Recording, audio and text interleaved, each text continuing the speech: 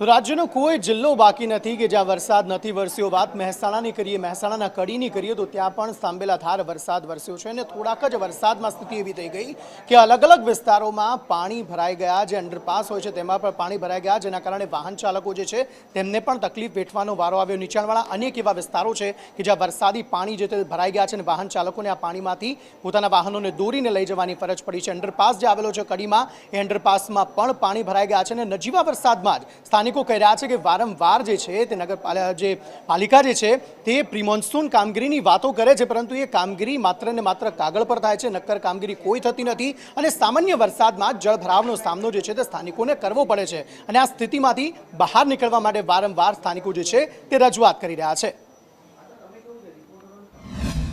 કડી શહેરમાં મેઘરાજા મહેરબાન થયા છે। કડી સહિત ગ્રામ્ય વિસ્તારમાં વરસાદી માહોલ જામ્યો છે।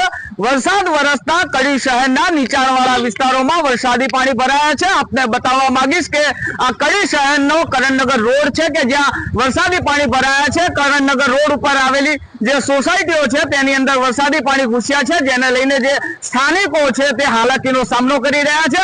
અહીંયાથી પસાર થતા જે વાહન ચાલકો છે, રાહદારીઓ છે, તે હાલાકીનો સામનો કરી રહ્યા છે। તો બીજી તરફ કડી શહેરના થોર રોડ ઉપર આવેલા અંડરપાસમાં પણ વરસાદી પાણી ભરાયા છે।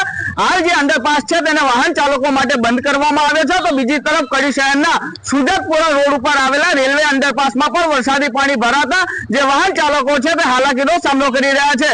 તંત્ર દ્વારા પ્રી મોન્સૂનની જે કામગીરીના દાવા કરવામાં આવે છે તે પોકળ સાબિત થયા છે। અલ્તાફ મંસૂરી, સંદેશ ન્યૂઝ, કડી, મહેસાણા।